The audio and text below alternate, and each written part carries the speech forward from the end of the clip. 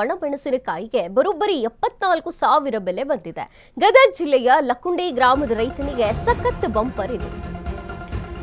Quintal ಒಣಮೆಣಸಿನಕಾಯಿಗೆ ಬರೋಬ್ಬರಿ 74,000 ಬೆಲೆ. ಗದಗ ಜಿಲ್ಲೆಯ ಲಕ್ಕುಂಡಿ ಗ್ರಾಮದ ರೈತನಿಗೆ ಸಖತ್ ಬಂಪರ್. ಕಾಶ್ಮೀರ ಡಬ್ಬಾ ಮೆಣಸಿನಕಾಯಿ ಬೆಳೆದು ಲಾಭ ಕಂಡಿದ್ದಾನೆ ಚಂದ್ರು ಚಬರಭಾಮಿಯವರು.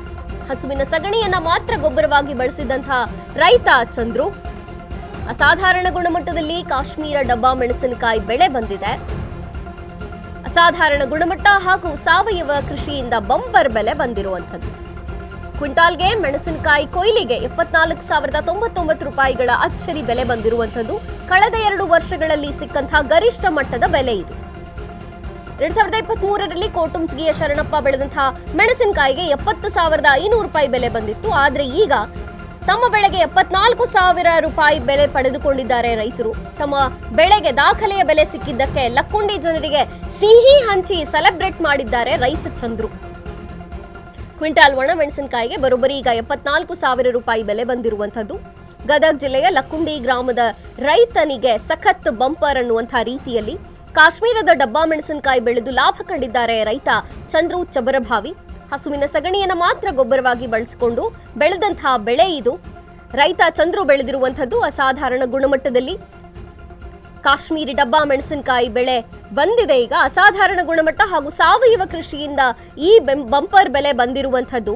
ಕ್ವಿಂಟಾಲ್ಗೆ ಮೆಣಸಿನಕಾಯಿ ಕೊಯ್ಲಿಗೆ 74,099 ರೂಪಾಯಿಗಳ ಅಚ್ಚರಿ ಬೆಲೆ ಬಂದಿರುವಂಥದ್ದು. ಕಳೆದ 2 ವರ್ಷಗಳನ್ನ ಗಮನಿಸೋದಾದ್ರೆ ಈಗ ಸಿಕ್ಕಂತಹ ಬೆಲೆಗೆ ಗರಿಷ್ಠ ಮಟ್ಟ ಬೆಲೆ ಇದು.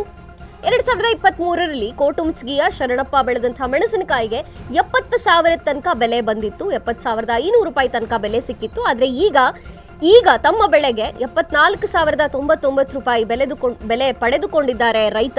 ತಮ್ಮ ಬೆಳೆಗೆ ದಾಖಲೆಯ ಬೆಲೆ ಸಿಕ್ಕಿದ್ದಕ್ಕೆ ಲಕ್ಕುಂಡಿ ಜನರಿಗೆ ಸಿಹಿಯನ್ನ ಹಂಚಿ ಸೆಲೆಬ್ರೇಟ್ ಮಾಡಿದ್ದಾರೆ ಚಂದ್ರು. ಸಾಮಾನ್ಯವಾಗಿ ಮೆಣಸಿನಕಾಯಿ ಬೆಲೆಗಳು ಕ್ವಿಂಟಾಲ್ಗೆ 35,000ದಿಂದ 50,000 ರೂಗಳು ಇರುತ್ತೆ. ಈ ನಡುವೆ 74,099 ರೂಪಾಯಿ ಗರಿಷ್ಠ ಬೆಲೆಯನ್ನ ಕಂಡುಕೊಂಡಿರೋದು ಖಂಡಿತವಾಗಿಯೂ ರೈತರಲ್ಲಿ ಸಂತಸವನ್ನ ಮೂಡಿಸಿದೆ. ಉತ್ತಮ ಬೆಲೆ ಬರಬೇಕು ಅಂತಂದ್ರೆ ಫಸಲು ಕೂಡ ಉತ್ತಮವಾಗಿರಬೇಕು, ಗುಣಮಟ್ಟ ಉತ್ತಮವಾಗಿರಬೇಕು. ಇದೀಗ ಸಿಹಿ ಹಂಚಿ ಸೆಲೆಬ್ರೇಟ್ ಮಾಡುತ್ತಿದ್ದಾರೆ ರೈತರು.